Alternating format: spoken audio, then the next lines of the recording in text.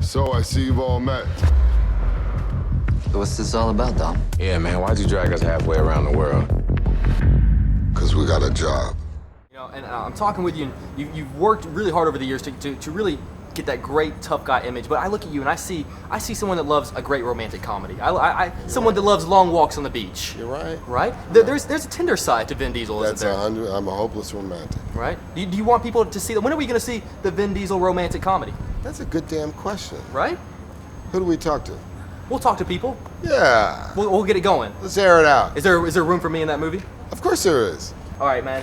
I've got to ask you. You guys obviously look really cool behind the wheel, and you guys have for years.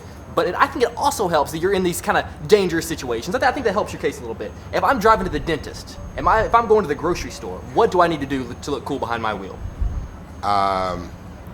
Drive with your left hand. Left hand. I'm Top the left-handed. steering wheel. Okay. Have your right hand doing whatever you need to do. All right. If there's a chick next to you, throw the right A hand little on bit the over. leg, All right. and you're pimping. That's it? That's all They're you going to say, need to do. look, there goes Vin Diesel. That's right. That's 100% right. I like this. I do what I can. Next time you see me, you're going to be like, my God, well, look at him. I'm going to say, look at Vin Diesel. That's a stealth mission. We'll be in and out before they even know we were there. We're talking about breaking into a police station. This is crazy. This is $100 million. You say what? I'm down. So, you know, I was just doing some live shots on the other side of the city, and there was, you know, Fast Five stuff everywhere, and these school kids came by, and you know, I think we were from a distance. I kept hearing them say, oh, it's Paul Walker, it's Paul Walker. So I thought, oh, they think I'm you. So, which made me wonder, do you get mistaken for me a lot? All the time. Right? Yeah. People come up like, oh my God, it's Jake Gosh, that Hamilton. guy. Yeah, it drives me crazy. That's, I mean, I'm sick of competing against you. But you know, now we're here. You know, the way I look at it, you know, we could part ways and I could remain forever bitter. right. Or we could just be like, let's just be cool and put it to rest. All right? All right. All right, good. All right, man. All right, right I'm glad this interview started off the right way. Yeah, I didn't no. want it hanging over us. I didn't want it to be like the elephant It's in just the room. bad energy, you know? I don't want that stuff going out there. Right. I want you to remember this interview. All right. I want it to mean something to you. Yeah, landmark stuff. Right? So why is everybody laughing? So let me ask you get in a car, do you feel any pressure after making these movies to actually look cool? Because you know, like the first time you get like an offender bender or like, you know, get a speeding ticket, these guys are just gonna give you a hard time. Yeah, no fooling. No, you know, making the first one, honestly, that was probably the hardest thing. I was like, oh man, do I have to be cool? Like, what is cool like? Because like, I don't think of myself as being cool. I'm kind of like more like the class clown type, you know, always right. screwing around and stuff. And my daughter will tell you I'm definitely not cool, you know. But you know, I don't know. It's just, this is a ridiculous job. I mean, you see what we get to do on a day-to-day basis. Look where we're at, man. Yeah, and yeah, and then on top of it, you sprinkle in some of Brazil, and you know, we worked in Puerto Rico too, and you know, a cool cast. You know, it makes it a lot tougher when you're working with people you don't really care for. I've been there before. Oh yeah. You know. Anyone in particular you wanna talk about? No, call. not at all. But you know, I've learned over the years. Right. You know, when I was younger, I was a little quicker to drop the names. Right. You know, and then you start getting phone calls, and you're like, maybe I shouldn't do that anymore. And then since people mistake you for me, then they're thinking that I'm saying these things, Yeah, and it just gets awkward, right? Sorry if I brought any heat on you, man. Is all of this really necessary to apprehend two men? One's a former federal officer, spent 5 years in deep cover. The other one's a professional criminal, escaped prison twice. We find them, we take them as a team, and we bring them back. And above all else, we don't ever, ever let them get into cars. I was really excited when I found out you were going to be in this movie because I Hold on a thought. second, dude. Hold on. Hold on a second. Congratulations. I know it's a year and a half ago you graduated, dude. Thank you, Good my to friend. see you. Good to see you're you. Kicking ass. You're out in the world. You're kicking ass. Hanging out with you. You're in Rio. With hanging you, out. man. Look at this. Where do we go? It's all downhill from here. Where do we go? You know, I was so excited when I found out you were casting this movie because I thought, okay, now Vin has like a physical match. You know, there's someone who can actually physically take him. I just talked to Justin. He's thinking about casting me in the next one. Who should be my physical match? Who's gonna be the person that takes me on? I got you, dude. Pee Wee Herman. The correct answer would have been you, Dwayne, but Oh, yes, me. right? Me. Pee Wee Herman? Nah, I'm kidding. Look at this. All of that. This is a machine. It's a machine. Well- It's a machine. Well, then, if that's, let me think. Right, think hard. Let's see. I go back to Pee Wee.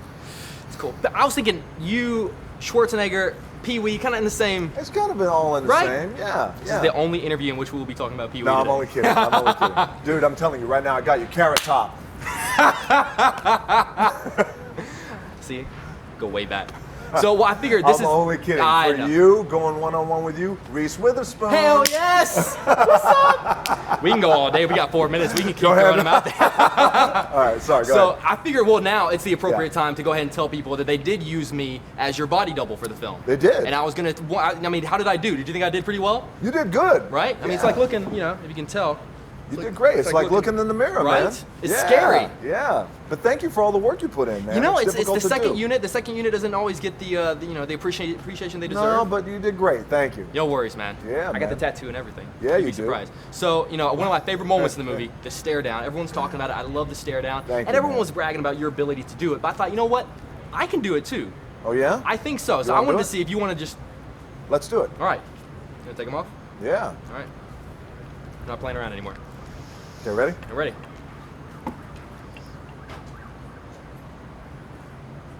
You have beautiful eyes. So do you. It's a little uncomfortable. Yeah, it's all right. Yeah. Put these back on. As will I. All right. Good. We just had a moment. A little bit. We had a moment right there. Yeah. Take that with you. Let that rock you to sleep at night. We just went from the middle of the most wanted list to the very top. You gotta keep running now. Running ain't freedom. You're going down, Toretto. Big mistake.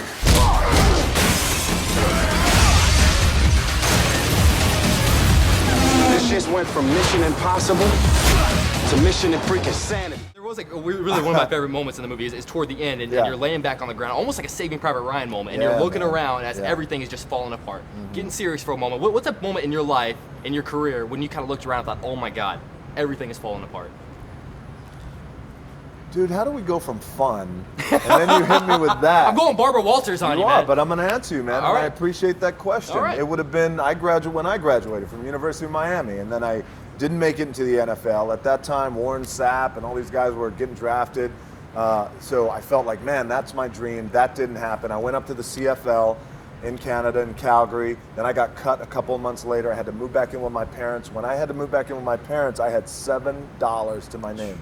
And it wasn't paper, man. It was a little bit of paper and a little bit of change. I'll never forget driving back from Tampa. My dad had to pick me up, and we were on I-75, and I reached in my pocket and I counted my money, man. I had $7, which is why I name everything $7 now around me. Everything's named $7. But anyway, I had to move back in. I was 24, 25 years old, and I thought, wow, everything is crumbling around me. Everything, man. I've got no job. My dreams of work. Since I was 14, I was playing football, and that was my goal, was to make it in the NFL. That didn't happen. I moved back in with my parents. I felt like a failure. I became depressed, and it was at that point where I went through a little bit of probably a 2 to 3 month period where, you know, you're living in the sludge, man. You're feeling like shit. You're depressed. What am I going to do? And then I made a decision to start training for wrestling. And now here we are. And we're sitting in Rio. Absolutely. Dude, I cannot end on that note. I love that story, but we are not ending this interview. Give me some, as I'm walking away for the next time you and I talk, what kind of advice can you give me? I'm figuring all this out. I'm kind of getting more in this business. Any tips? Yeah, man, let me think. What do you like out of a good interview? Like if you're sitting across from somebody and I want to get a good interview out of you, what do you want? Okay, well, I got to be honest with you. I love what you just did, man. I love that we had fun, number one, and then you asked a question I thought that was engaging, and I think the question that you asked about, well, tell me when in your life everything was crumbling around you. It's an engaging question that forces the actor or the entertainer or the celebrity to think about it. And I think if they want to open up and give something to the audience, then that's the question to do it, or something like that. So I appreciate that, man. That's cool. I love you, man. Let's hug it out. But not in a weird way, right? Come on. You love in a bro way. Absolutely. In a John Wayne. Yes.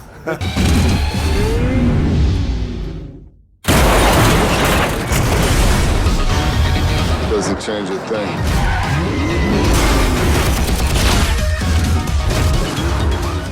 You know, talking about how you're different from your character, do people mistake you for your character? I mean, do people like pull up next to you at red lights and like, hey, you want to race? Yeah, you know, honestly, it's about 50-50. 50%, hey, what's up, Paul? And 50%, what's going on, Brian? And Brian's cooler in a way because, when they ask Paul, you know, they want the photos and they want this and they want that, and you know, it's not as natural. Right. When it's Brian, it's like they know you.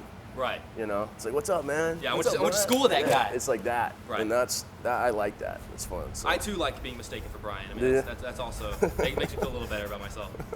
So, but I think one of the things that, and I heard you haven't seen the movie yet. Yeah. But one of the things that's really cool, you'll see. I don't want to ruin it for you, but at the credits, when they have your name on there, they flash through all the images of you in the different Yeah, I heard movies. about that. So it's cool. You know, you kind of see you from 10 years ago. When you see those pictures of yourself, like from back in the day, I mean, what do you think of that? God, I was young, and you know, I still see like the you know, the press packets, and like that stuff still floats around, and like I'll flip through TV every once in a while, and I'll see like a preview for one of the older ones, and I'll look, I'll be like, God, I look so little, I look so young, you know, but gosh, I wish I still looked like that. You still the same, dude. What are you talking about? I've definitely gotten older. I don't For see sure. it, man. I'm in denial though.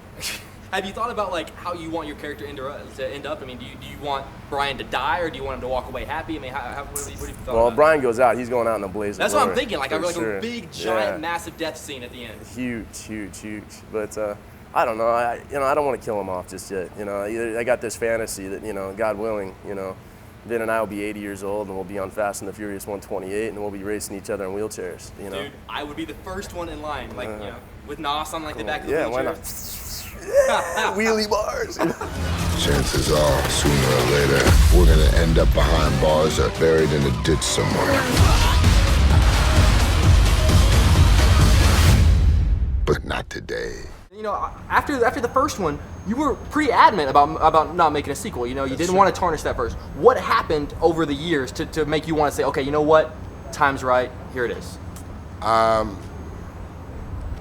Well, directly, the studio came and asked me to start producing. Both the studio and my producing partner, Neil Moritz, invited me on as a producer. And my mantra was, let's take the next 3 Fast and Furious movies and treat it like a saga, treat it like a trilogy. And if you notice, this movie, this Fast and Furious, is the first time you've ever seen, this Fast 5 is the first time you've ever seen the opening directly match the ending of the last one. On a personal level, I worked with Sidney Lumet.